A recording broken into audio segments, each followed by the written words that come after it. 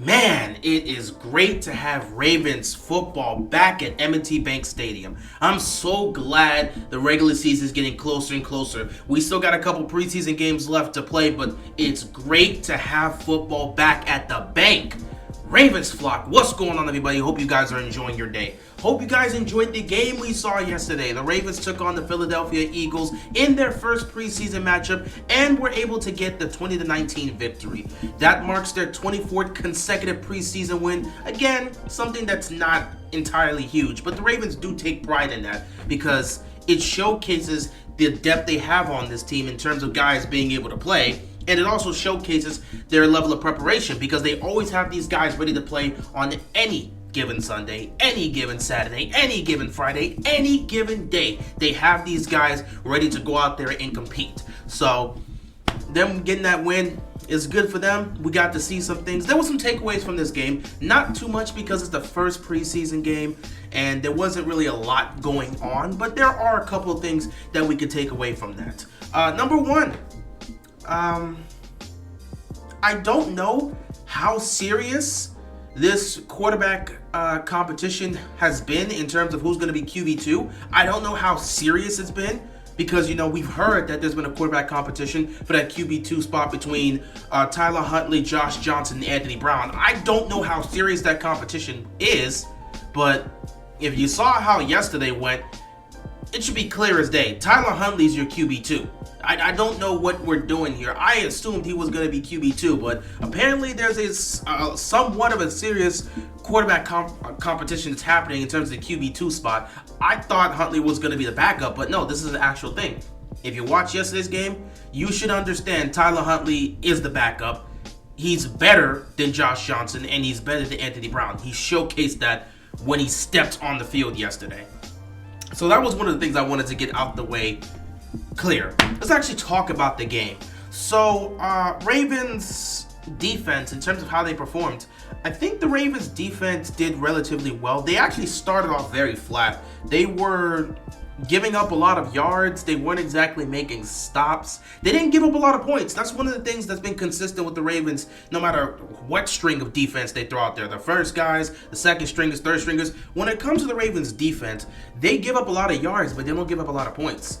And they came out flat early on against the Eagles and were giving up a lot of yards. They should have had these guys off the field early on in third down, but they just kept giving up first downs. They kept letting the quarterback, you know, get out of the pocket, break contain, and then take off for a first down. So they weren't good in really stopping that aspect. But other than that, they really did a good job when they got to the red zone. They weren't really giving up touchdowns like that, at least for the most part. Early on in the game, you know, they came out flat. As the game went on, it felt like they started to get more comfortable. They were able to get a couple sacks. You know, you got to see a sack from Malik Harrison, who, again, he's a solid rotational piece, and you know he's always going to be there and be consistent. So it's great to see him come out here in the preseason and make a statement for himself for the most part. But, you know, we also had Worley. Worley came out. He had 2 sacks, I believe. I believe he had 2 sacks. Darren Worley had 2 sacks in this game. He came out here and really showcased his ability. They've kind of moved him to safety, the safety position now, so that's kind of where he's playing, which is great because I don't mind having safety depth. They can always use him in the corner position, which they may have to because the cornerback situation right now isn't great in Baltimore. But he came out here, he made some plays. I like what I saw from him, and he played well. The defense as a whole, they started out flat. As the game went on, they got more and more solid in terms of making stops when they needed to. And, of course, they were able to force a turnover. Something that's very common when it comes to the Ravens defense, especially in the preseason. They usually force a turnover. And I was watching this game and waiting for that because I'm thinking, this defense always finds a way to force a turnover in the preseason. When are we going to get that? And we got it late in the second half. So, you know, defense continued to make plays, making stops, getting the ball back to the offense. I liked what I saw from the defense, but again, I still have a high level of concern when it comes to the cornerback situation. I don't really have much of a concern in terms of the pass rushing because if you saw it yesterday, it was relatively nice, even though, again, it's preseason, but what we saw from them was what we wanted to see. Speaking of that, David Ojabo was out there early on in that game, and Ojabo, he didn't get any sacks, but one thing that was clear was he had the ability to get to the quarterback. And they were talking about this too in terms of how he was approaching it and how he was going at it. He was overly aggressive. You could tell he wanted to go make a play. He wanted to get to the quarterback, and he was playing with a level of ferocity that showcased he wanted to get to the quarterback. So I like hearing that David Ojabo was being overly aggressive in terms of trying to get to the quarterback, because that's what we're going to need from him in the regular season. But from what I saw from him there, he was making some plays. He was getting very close to the quarterback. Hopefully he'll be able to actually get to the quarterback in the regular season, but we'll have to see. Other than that, I really liked what I saw from the defense. Again, there's not a lot to really glean from this secondary. Obviously, you didn't really start your starters there, but the cornerback position is still a level of concern I have, and I don't think it's going away anytime soon. Still, these young guys went out there, they performed, they did well, and at the end of the day, when they needed to make a stop, they made a stop. There was that point in the game where, we'll get into it, a pick six was thrown by our offense, and Philly had a chance with about 7 minutes left to go in the game to take the lead because they wanted to go for a 2-point conversion. Defense snuffed that out and picked it right off, and it was great coverage there to make sure they didn't get the points right there. They also had to make a stop on 4th down, which they did. The defense did everything they needed to do down the stretch. They started out flat and got better and better as the game went on. So I like what I saw from the Ravens defense. I like some of the depth players that were showing up and showcasing their ability to play and be impactful. I like that. It showcases that we do have a lot of depth. However, the concern for the cornerback position, it's still there. It has not changed. There was some moments with some of our corners that were getting beat. I believe Brandon Stevens was out there at times. He was getting beat. I still have a serious concern for the cornerback position, but it is what it is. Anyway, switching over to the offensive side, this is where we kind of got to talk. We already discussed the quarterback competition that was happening. This game showcased who should be the backup to Lamar Jackson. It's Tyler Huntley. Tyler Huntley is the QB2. First half, they played Josh Johnson. Now, Josh Johnson wasn't terrible, but he could not move the ball. He could not move the ball. Some of the plays, some of the reads he was making and throws he was making as a whole were they just weren't there. To be fair, it wasn't all his fault, but you could just tell that he just wasn't performing well. He did not look good out there. He did throw a touchdown pass to Devin Duvernay, so credit to Josh Johnson because he did throw a touchdown pass. But other than that, he really couldn't move the ball with this offense. He struggled to get anything going with this offense. The only reason we ended up getting that touchdown to Duvernay is because we had a long drive that was filled with nothing but penalties by the Eagles defense that got us to the goal line to give Josh Johnson the opportunity to hit Devin Duvernay in the end zone for that touchdown. But yeah, there was not a lot to really take away from Josh Johnson's performance. He wasn't terrible, but he wasn't great either. There was not a lot to really, glean from that. And he had the whole first half to play, and honestly, he did not look well running the offense, and he could not move the ball. He wasn't doing anything dumb, he wasn't making any mistakes, but it just looked like he did not have the capabilities to run this offense and move. Well, I'm not gonna say he didn't have the capabilities to run this offense. I'm gonna say he didn't have the capabilities to make plays within this offense because he was not moving the ball down the field. He wasn't. So I don't think he was terrible. He was probably the second best quarterback that performed for the Ravens today, yesterday, but he just didn't look great. Then you take a look at what happened in the second half. The second half, they started Tyler Huntley, and immediately you saw a difference. Tyler Huntley connects with the young tight end. I can't remember his name right now. He's probably not going to make the roster, but he seems like a good player. He connects right there with his tight end. Huge gain. First play, huge gain. He's moving the ball down the field. You see Tyler Huntley, when nothing's there, he's taking off, picking up first downs with his legs. He gets them to the goal line, and here we are in the red zone. Throws a beautiful back shoulder throw to Tylan Wallace, who catches it for the touchdown. Like, you watched Tyler Huntley run this offense, the same thing they were doing with Josh Johnson, and Tyler Huntley just ran it better and was actually able to move the ball down the field. He was able to push the ball down the field. So this quarterback competition that apparently is happening, I don't see where it's happening. Anthony Brown had an opportunity to go out there because Tyler Huntley kind of had a little bit of a hamstring tweak. We saw it when he started to take off on one of those drives. It was his final drive on the field yesterday. He started taking off, and it felt like he kind of cramped up. He started holding his hamstring, so they said it was a little hamstring tweak, nothing major. By the way, great takeaway from this game, no major injuries for the Ravens. That's a huge takeaway. We got 2 more preseason games left to play. Let's keep it like that. But yeah, he kind of left after that, and then in comes Anthony Brown. And Anthony Brown looked worse than Josh Johnson. I'm sorry, Anthony Brown looked worse than Josh Johnson. I don't know what to tell you. Anthony Brown threw a pick 6. I don't know what to tell you, so I'm not sure where this quarterback competition is coming from. But Tyler Huntley easily should be the backup quarterback. He's QB2 in my opinion, but we still got 2 other games. I guess I'll have an opportunity to figure that situation out. Though I'm pretty sure Tyler Huntley should be winning that competition, but it is what it is. In terms of the wide receivers, how did that go? Well, we actually got to see a brief look at rookie wide receiver Zay Flowers. He didn't get to do much because they didn't really have him out there that long, and they threw him out there with Josh Johnson, so I don't know what else you could really say. They had a quick throw to him, and he had a chance to showcase his talents, and what we saw there was that he was very swifty, and he was cutting back and juking guys. He didn't get a lot of yards, but he's very swifty. But one thing that we can definitely take away from how he performed out there is that they can't cover him. They cannot cover him. This guy is going to be a problem in the regular season. There was two times where the Eagles defense got called for holding. And both those times were against the defender that was covering Zay Flowers. Literally, they could not cover him without holding him. That's beautiful. That is a beautiful thing to hear. That the only way you're going to be able to stay with this young wide receiver and stop him from doing what he's doing is to make sure to just hold him. That's all they could do. Because he was making plays, bro. He was making plays. He was getting open. He was trying to get separation. They would not let that happen. The only way they were able to stop Zay Flowers during the small time he was on the field was by holding him, which caused the penalties, which helped the offense out. So that's a huge positive there. Again, not much to really glean from his performance because he didn't get to play that long, and he was playing with Josh Johnson as his quarterback.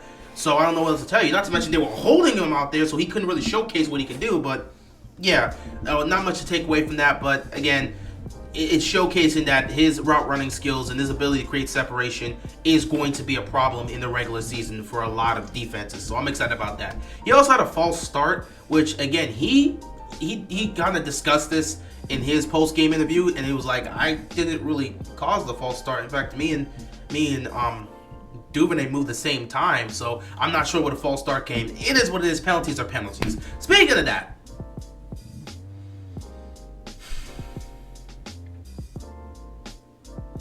the offensive line, I'm not seeing a lot of great depth with the offensive line. I see good depth, though. I see good, but I don't see great. One person that I'm talking about in particular is Ben Cleveland. Ben Cleveland did not look good out there. Ben Cleveland did not look good in the slightest. I think it's very safe to say he's not going to be a starter for this offensive line. He is not. He's been doing poor in training camp.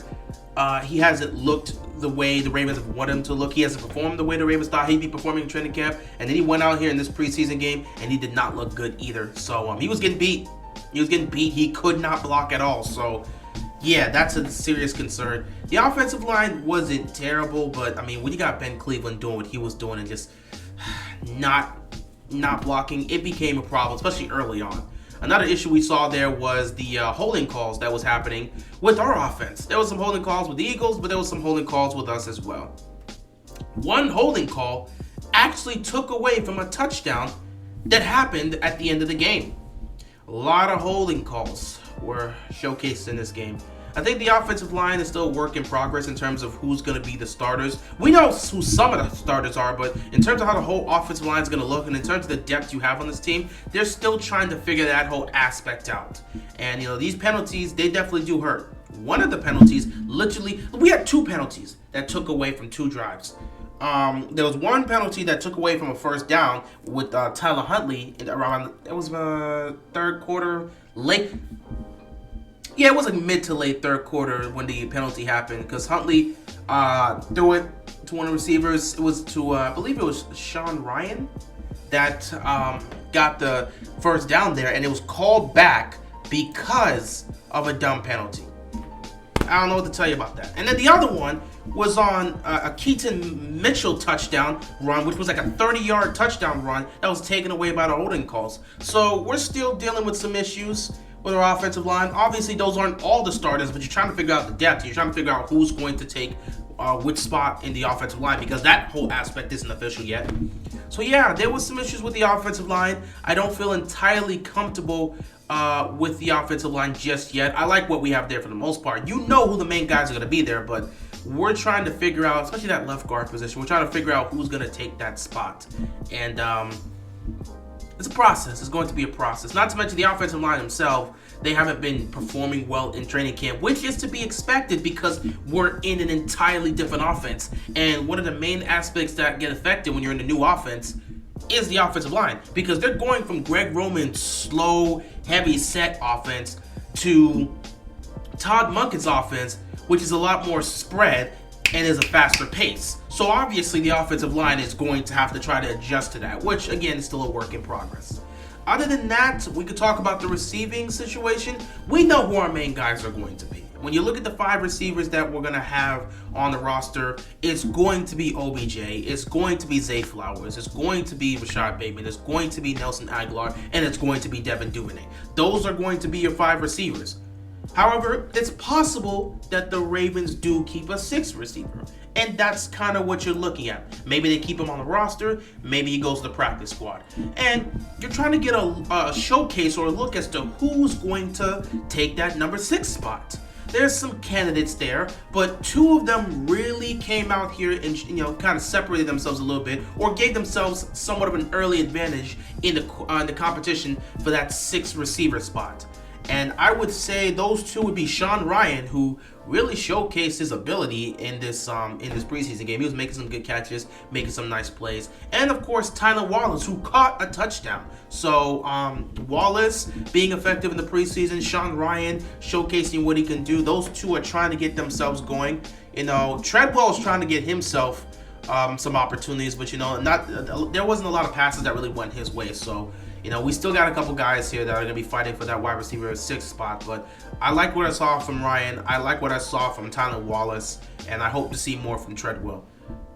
You notice how I didn't mention that specific wide receiver that we all talk about. This is the last part. This is the last part I really want to talk about here before I get into the running situation, which won't take long. James Prochet, I'm going to be very honest, man. I don't see a roster spot for you this season. With the talent that they've added in the receiving position, and the fact that you don't really contribute much to special teams, I'm not sure if you actually have a roster spot here. You might be heading to the practice squad, assuming they want to keep you. This might really be it for James Prochet. What he did yesterday is the type of situation that puts you in John Harbaugh's doghouse. He fumbled the ball. He fumbled the ball on a punt return. He had it in his hands, and he let the defender just get an arm and just whoop, strip it out. And it was just laying right there, and it was easily recovered by the Eagles. I've tried with James Prochet, I've tried to speak up for him. I've been one to say, hey, he's just got to get the opportunities. I've said that in the past, but it looks like this is really the end for James Prochet. His time here in Baltimore, he's been nothing short of professional. He has done his job. He has showcased what he can do, but the performance is just not out there when it comes to game time. We're not seeing him perform during game time. And in a situation like this, you go out there and fumble the ball? Buddy, I don't know what else to tell you. I don't think you're going to make this roster, especially with the way some of these other wide receivers were playing yesterday. Of course, you still have 2 more games to showcase what you can do, and maybe you'll see Prochet go off in those games. I don't know. But right now, I think Prochet is he's kind of projecting downwards, and it seems like he's leaning towards being a practice squad player for the Ravens, potentially. Last but not least, I want to talk about the running back room, because we actually got to see the depth of this running back room. And I saw a lot of people sit back and say that J.K. Dobbins, he better come back soon. Dobbins better come back to practice, because the way these guys were running today, or running yesterday, I keep saying today, running yesterday, yeah, they can be effective with this offense, and your production can be replaced. I personally would argue that's not the case, because when he's on the field, he's the best back way out on this team, but that's a different conversation. In terms of the running back room yesterday, we got to see Gus Edwards. Gus Edwards is Gus Edwards. He's effective. He ran the ball nice. He did what Gus Edwards normally does. So, he's supposed to be the 1-2 punch that we have. J.K. Dobbins and Gus Edwards. We know what the Gus bus can do. So, I wasn't surprised to see him be effective out there. I'm just glad that he's healthy and he's producing again. Let's continue to keep him healthy as we prepare for the regular season. He played well. Justice Hill probably looked the best out of all the backs. He performed really well, had a nice, great run that probably could have ended up as a touchdown potentially if Josh Johnson actually knew how to block, but he didn't. So, Justice Hill being effective there. Liked what I saw from him. They gave a little time to Melvin Gordon, and he looked okay. He looked solid.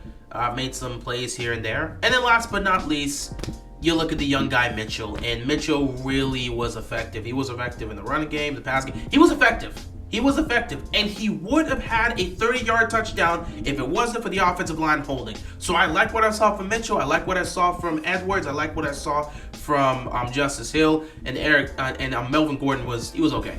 So the running back room as a whole, they were effective. We clearly have depth there. We have 6 running backs on the roster right now. Obviously, they're not going to keep 6 running backs heading into the season. You can easily keep 4 to 6 guys, because that Justice Hill can easily be a special teams player. That's where he's been the last couple years. So obviously the 4 is most likely, or at least in terms of who we believe will be there, it could be J.K. Dobbins, Gus Edwards, and Justice Hill for sure. I don't know about Melvin Gordon. I don't even know if he's here as a camp body or if the Ravens really want to utilize him, but they signed him, so I'm assuming he's going to be the 4th guy. But this young guy Mitchell has showcased that he deserves a roster spot. He's showcased he can be effective. And if he continues to play the way he played yesterday and continues to be an asset in training camp, he may earn himself a roster spot, but we'll have to wait and see.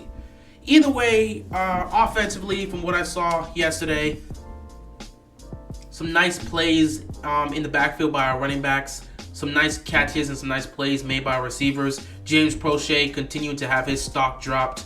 Anthony Brown clearly taking himself out of the quarterback competition. Josh Johnson not doing terrible, but not doing enough to really showcase he should be QB2. Tyler Huntley showcasing that he probably is going to get that QB2 spot like most of us expect.